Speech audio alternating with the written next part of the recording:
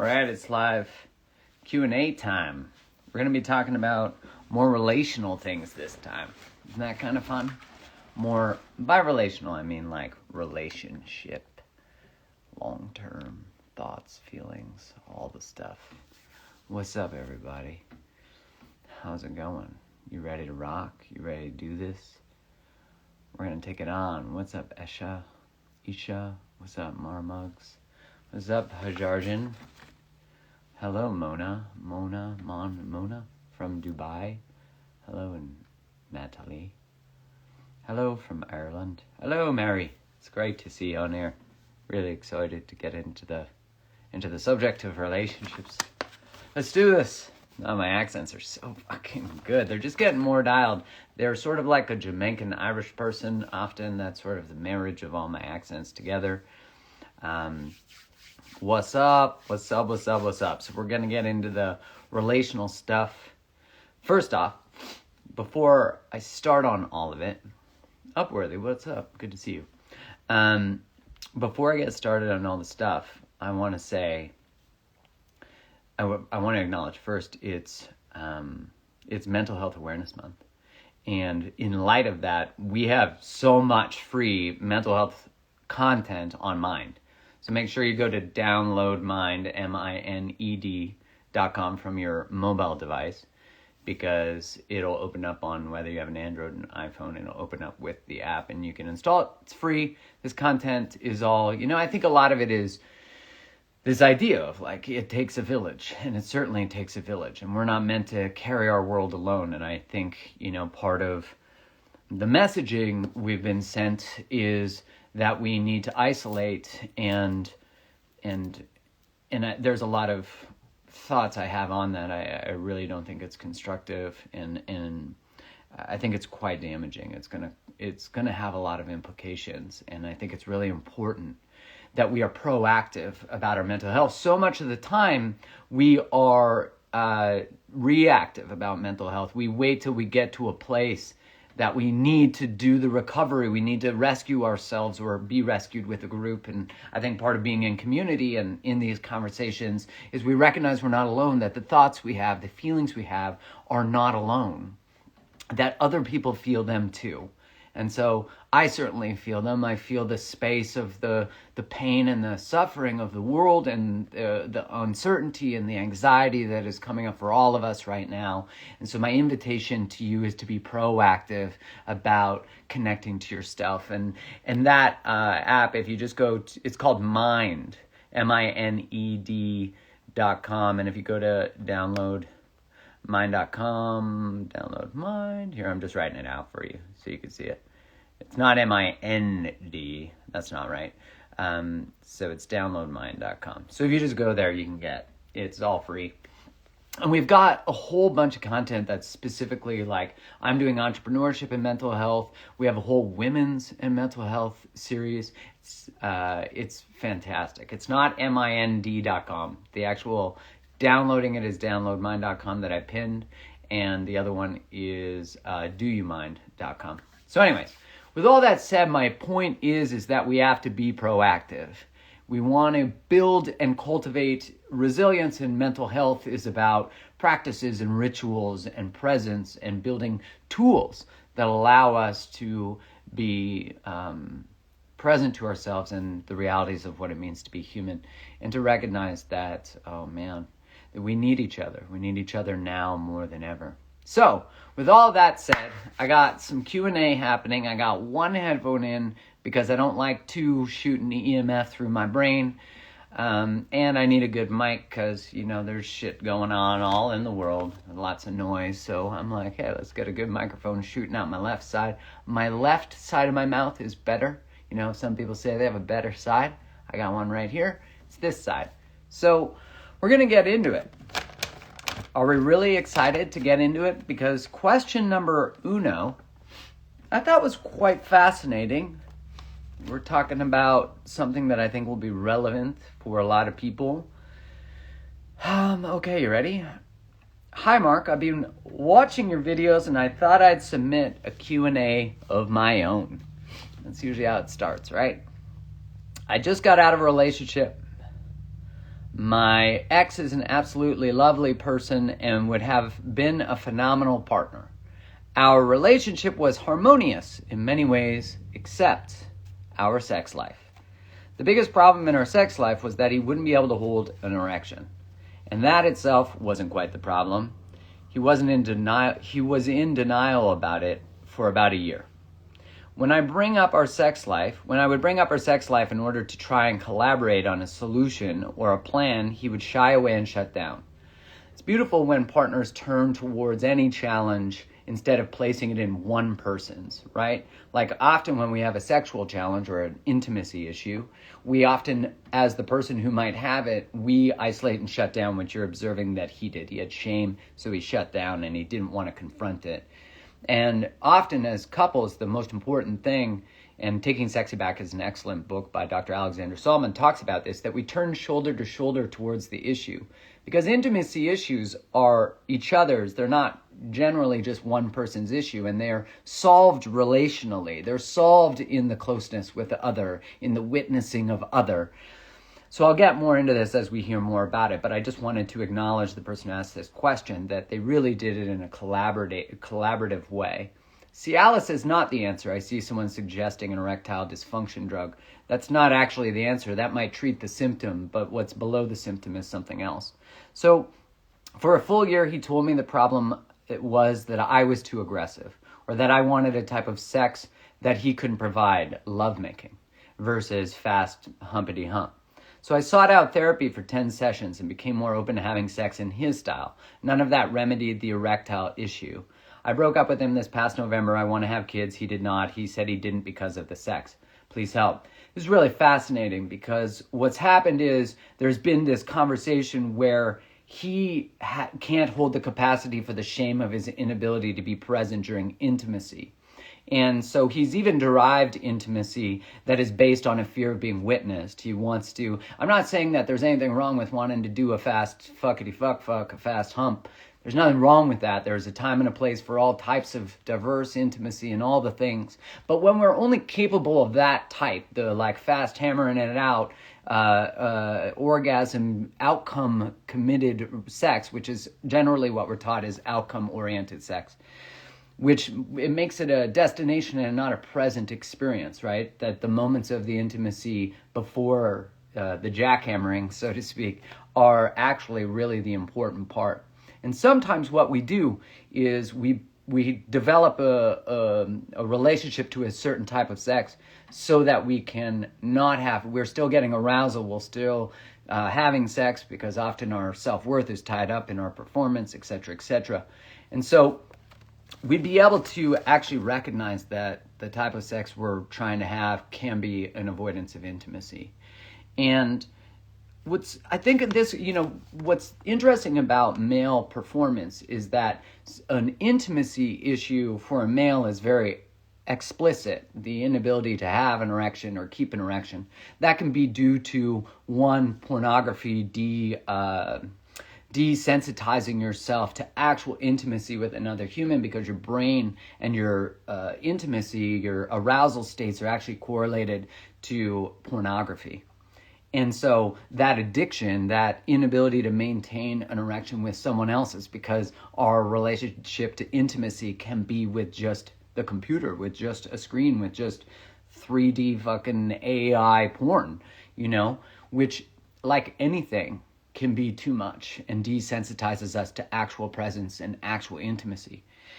When there's an erectile issue, a lot of the times now, obviously that can be a vascular issue. So let's just put that out of the way. That could be a vascular issue that is a sign of potential vascular disease. I'd say, I'm obviously not a vascular expert. I used to work in that area as a sales rep, so I do have a fair amount of knowledge about it, but I'm certainly not giving medical advice here. But what I am saying is that very seldom it's that. I remember having a really good friend who's a primary care physician, and he said the number one reason he treated erectile dysfunction was new partner anxiety. Now, I said that the issue that often shows up for men is it's explicit, right? Inability to get an erection or to keep an erection. I remember the first time I ever had an erectile issue was because I was out of integrity. I was trying to have a one-night stand when I was not. My heart was not conditioned to one-night stands. Again, none of this is judgmental. This was just my relationship to my own body and intimacy. Often we can seek friends with benefits or one-night stands as a way of keeping a limit on intimacy, keeping a limit on depth of closeness. And that's why when people start to date and they have sex and then they pull away, it's because they're afraid of closeness that comes from the depth, the being seen, the being witnessed. So sometimes sex is a container where we experience intimacy, but we're not actually experiencing intimacy, like the ability to be witnessed within. We're controlling what people see. And so when we can't maintain an erection, especially in closeness, it can be that we are afraid of actually being seen. Now, you might see this in terms of a sexual or performance issue with lubrication or a more internal process for a female. So just to give you some idea, and I know I'm being gender normative in this specific example, so it's more explicit for a male. And so I remember when, really that idea of what is sexual performance issues for men are usually intimacy issues. Same thing for all humans. Is a sexual issue is usually an emotional issue. And it's showing up as that because we have an inability or a fear of being close and intimate because there's something about intimacy that actually scares us. There's something about our partner, seeing our hearts, seeing our fear of being not good enough, especially because for men, for women, the conditioning, and I'm generalizing again, the conditioning has been don't be too sexual, don't be too this, don't be da-da-da-da, because you'll be labeled a slut or something like that. And for men, it's been be hypersexual, your performance is in your erection. Think about how much pressure is literally just on the pressure that the vasculature in the penis is supposed to have.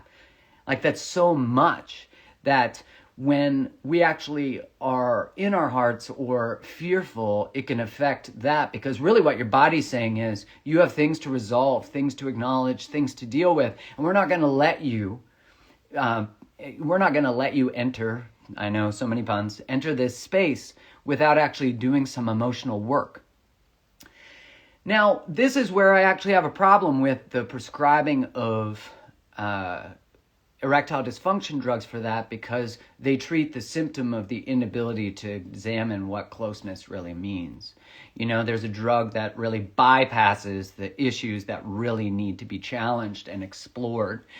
And look at that. We do that with so many ways that we prescribe drugs is that we prescribe them in a way so that we don't have to deal with the underlying issues. And, like good on our medical professionals who try to teach lifestyle challenges and lifestyle changes, but of course compliance to lifestyle changes requires getting rid of addictions to sugar and shitty food and processed foods. We also have food access issues and all the things, right?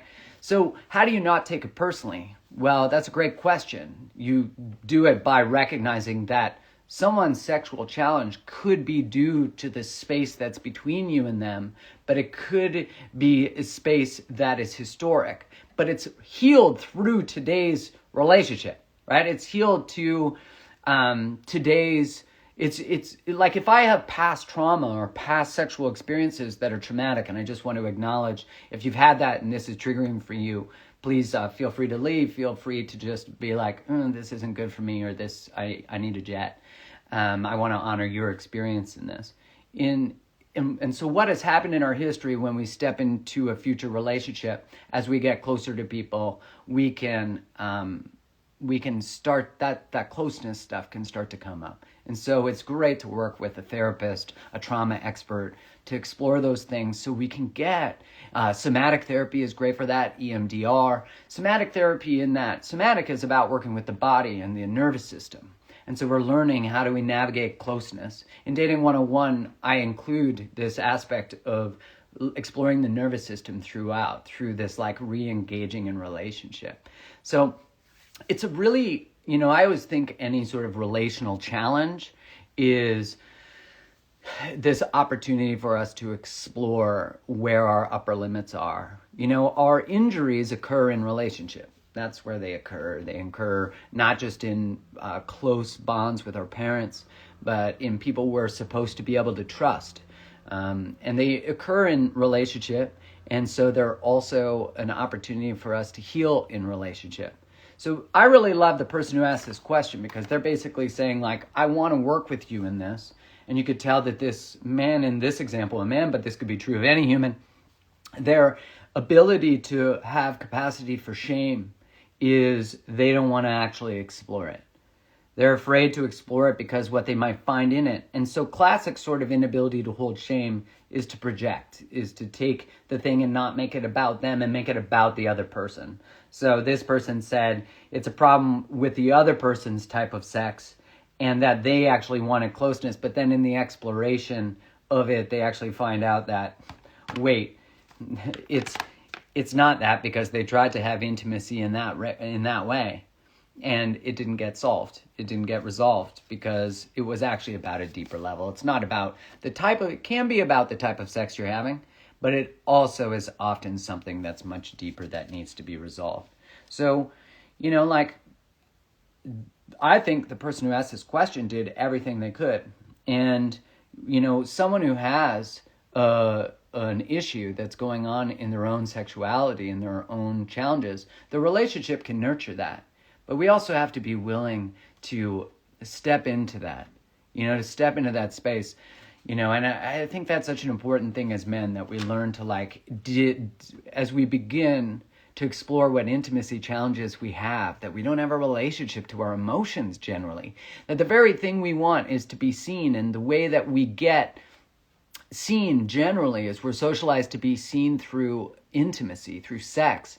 So sex is often one of the only ways that we have to access closeness and intimacy and repair, right? Repair in relationship, as opposed to exploring humility and this could be true no matter your gender. I'm just speaking to the socialization that we have, is that we don't know how to turn towards when we're hurting or in repair in a verbal way, so we do it through physical.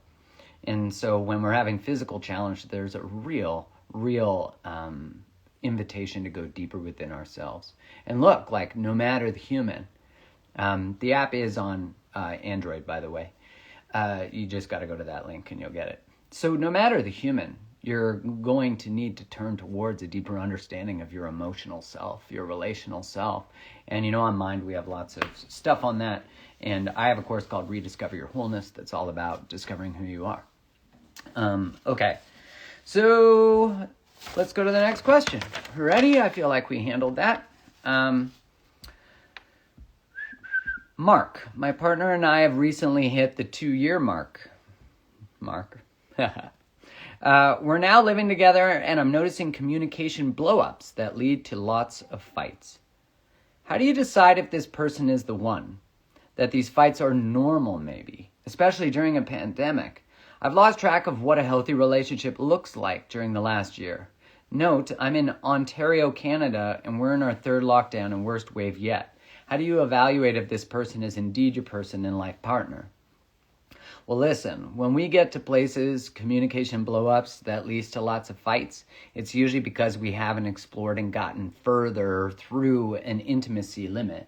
Now, look, we got to take into context that we're in a fucking worldwide anxiety-inducing experience that is going to contribute to our emotional resilience in relationship. And that's true when we look at the research on that, on willpower. It's shown that throughout a day you use your emotional reserves, let's say for work. By the time you get home, you don't have as much emotional reserves. Your willpower is lower. Your tank is, so let's say, just a little less full. And so we often bring some of our worst selves to our relationships, also because we take for granted and think the relationship can actually hold on to that.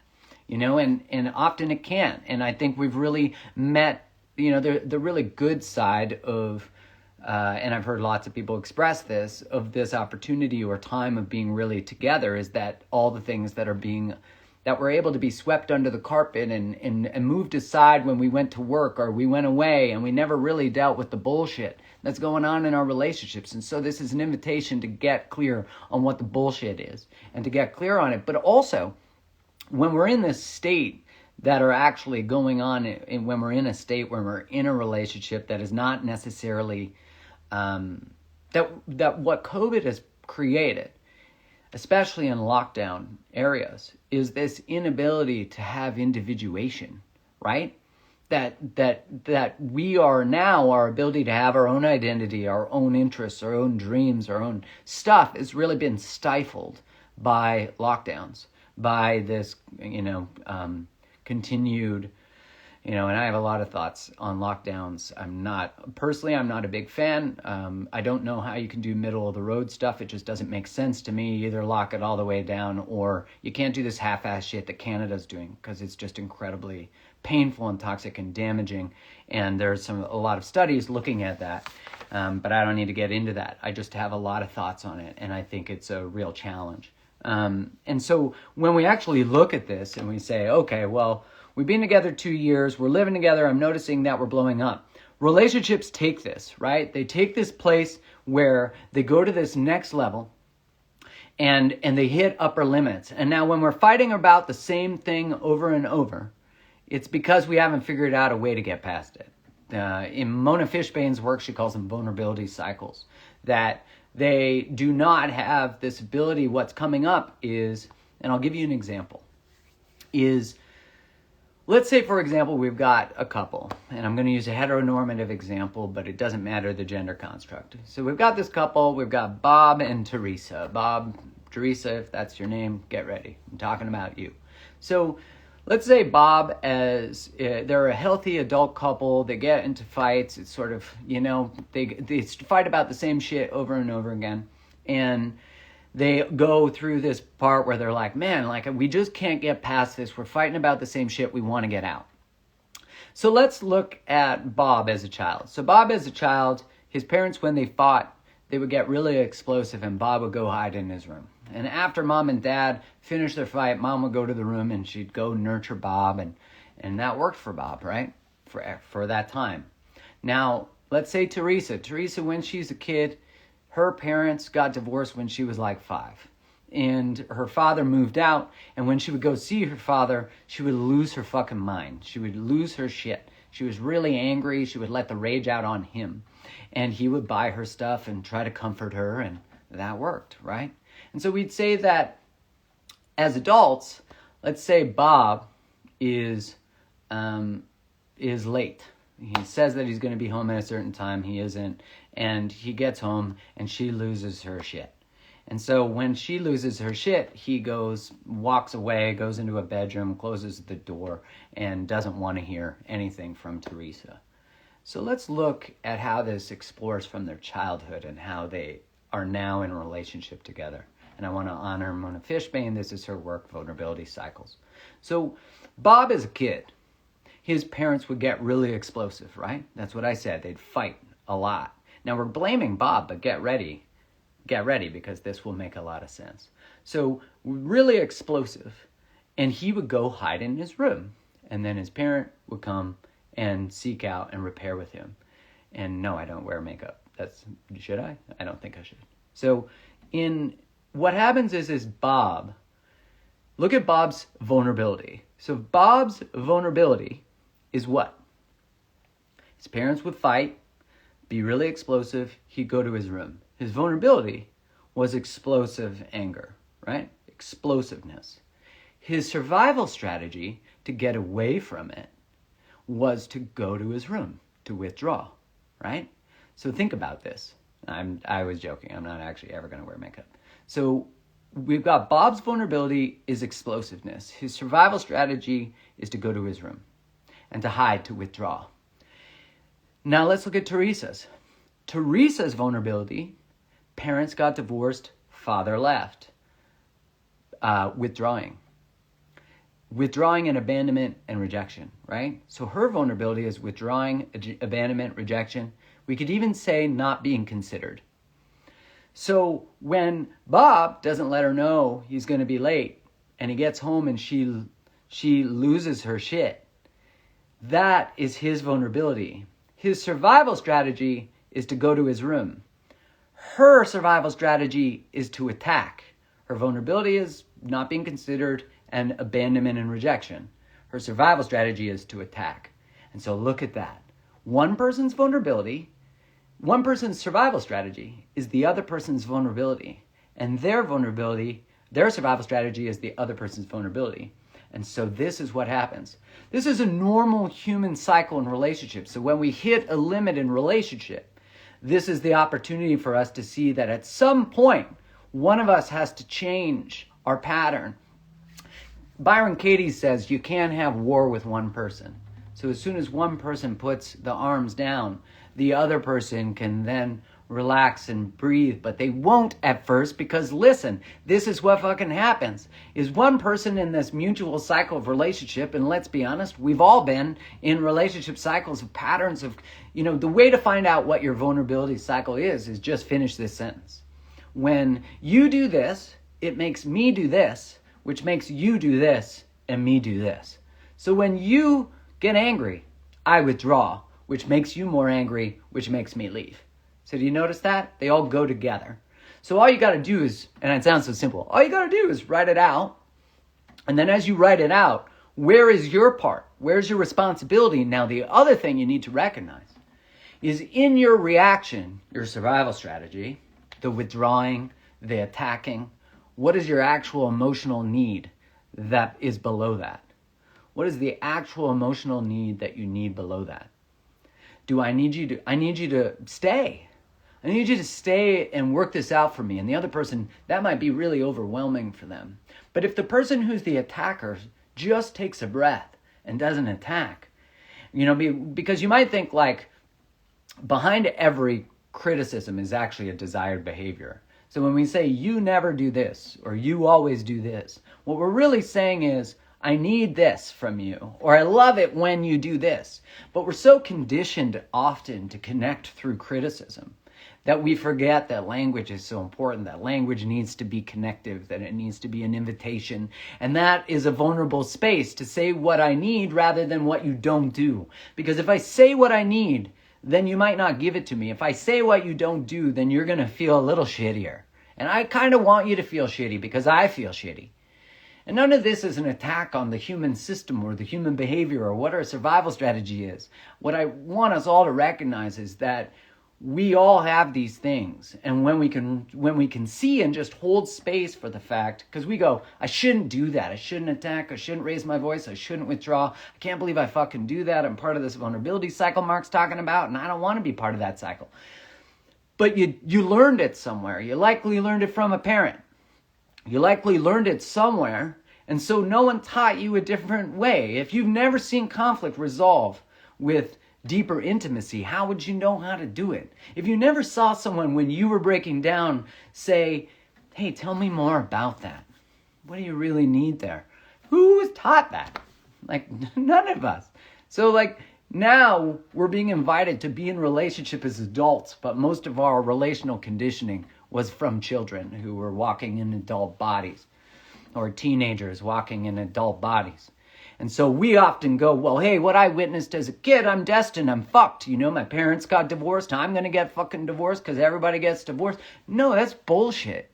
You can learn how to be a great communicator. It's a skill set. You can learn how to love. Love isn't just this state of chemistry and butterflies and all that fucking stuff, because anxiety is also that. So how the fuck do you know the difference between those? Love is a verb. Love is how you show up. Love is how you communicate. Love is what you create. And so when you can start to recognize that, the relationship that you desire doesn't just fall on your fucking lap. You create it. And that's why when someone says to me it's all luck, you got to find someone who does the stuff, who does the exact thing, who they just got it figured out. No one's got it fucking figured out. But what is important is to know that no matter what, you can contribute to the relational outcomes you want. And, dating 101 is about setting you up for that. If you're someone who falls into codependency, crushing codependencies for you. But you might find any teacher that guides you. This isn't about me being your teacher. This is about you just seeking some sort of knowledge and awareness and change to say, like, you're not your destiny, right? I think it's Tony Robbins that says your biography is not your destiny. Your past is not your future unless you live in it. So you can decide that at some point you want to resolve it. Now, I'm not saying that if you have past trauma, all of a sudden it's just like, let it go. Sometimes it's about actually working through that. It's actually about getting back into that space, working with someone who's trained to work you through that.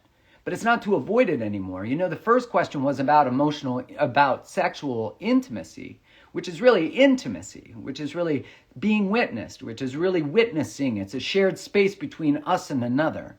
And so we have to learn how to create a space that is safe and loving and tender and unconditional. But we can only do that if we are tender and unconditional with ourselves. If we are able to actually meet our own shame and our own pain and our own suffering with unconditional love. With this space of just like, whoa, I can't believe how I've shown up sometimes in relationship, and I feel really shitty about that. But man, that's what I learned when I was a kid. So, wow, like I love the child in me that learned that's the best they could do. And so thank you. I don't need you to drive the car anymore. You're not the one I need in relationship anymore. I need me. I need the adult version of me. And so the adult version of us is what we create, what we give birth to. And really the integration between the part of you that wants to love everything, I call that the archetypal part of the child in us who just wants to love everything and to just be open to everything and to believe in the best of everything. And then we have this other side of us, which is the warrior, which is like, fuck that. I got guards, I got boundaries, I got walls. I'm not dealing with that shit. I don't want any of that. Right? We need both. We need to love and be open and to curate our hearts. And we also need someone to say, don't take candy from that stranger. Don't love that person who's going to exploit you. Don't fall in love with someone who's a project. Why do you only place your worth in what you bring to relationship and not just who you are? So the warrior is walled up. And the shadow side of the warrior is there's no openness, too armored, too guarded, too protective, often even in its most extremes, toxic. Child can be also toxic, too open, too loving. We might see that as the more empathic, codependent side of things. That is just doormat. It puts up with so much bullshit. We need both of them, but they need to be together. And then as an adult is the integration between opening your heart, not just to anyone, opening your heart and curating it. Someone said to me the other day, like, what's all this talk about boundaries? How are you supposed to open your heart when you have barriers? Boundaries are not barriers. Boundaries are a curated pathway between you and another. Barriers are walls. They're strategies to take space from other people but not feel connected to them, right? So boundaries allow this curated, beautiful space between you and another. There's this beautiful, beautiful opportunity for us to say, I am willing to open my heart in certain ways if you're willing to engage in this way. If you're not willing to engage in this way, you're out of the fucking pathway and you don't have access. Now, when that comes from a really integrated, embodied place, it's like, hey, I love you. And remember, unconditional love is not unconditional tolerance. And of course, I see that question, can you be unavailable because of trauma? Of course. Yeah, absolutely. We can be totally walled up and totally in our warrior because we're afraid of closeness. And that can show up in so many different ways. We can also be totally traumatized and totally in pain, and we just maintain connection at the cost of anything. Because in some way we believe everything's our fault and it's all up because of us. When really we start to, as an adult, we look upon the child in us or the warrior in us and we say, thank you. And we need to learn a different way. And tell me about why you think everything's your fault, because it's not. Because that's what an adult's job is. And if you're going to a therapist will co-regulate with you, teach you how to be that presence by offering that presence. A really good coach, a really good therapist. EMDR, again, somatic therapy, all of that stuff is really helpful to be able to explore this space and to do it with someone else who can really offer this objective, like hold your hand essentially as that. And of course you could be too open. Think about how manipulative the martyr can be. You know, the child in its most shadow extreme is really the martyr, is really the victim. And again, I'm not victim shaming. I'm saying that there's a power that can be derived from always being the victim, because we always get to hold it over people's heads. And what happens when we don't have that power? We're vulnerable. We're vulnerable, but we also are now taking responsibility for ourselves, you know? So what a beautiful opportunity for all of us to do some more work, right? Some clarity, some development, some growing up, you know, as they say. Okay, ready? I got one more question and I got 4 minutes to do it. My boyfriend of 5 years and I are taking space. We've had a lot of negativity in our relationship. Emotional cheating, work stress, we both lost a parent. And I've decided to take a step back to work on ourselves and get the necessary tools for forgiving and building a better relationship to self and hopefully each other. My question is, how do I stop my attachment to endlessly hoping things work out? All this stuff I'm meant to be doing while apart is getting overrun by my hope that we will just get back together. I know I need to get out of my own way, but I don't know how. I mean, what a beautiful first off level of awareness. You and your boyfriend are taking space. I always think that it's important that you define what taking space means. Because often we'll say, let's take some space. And we're like, okay. And then when one person's left really anxious by that and the other person's like, whew, I got space.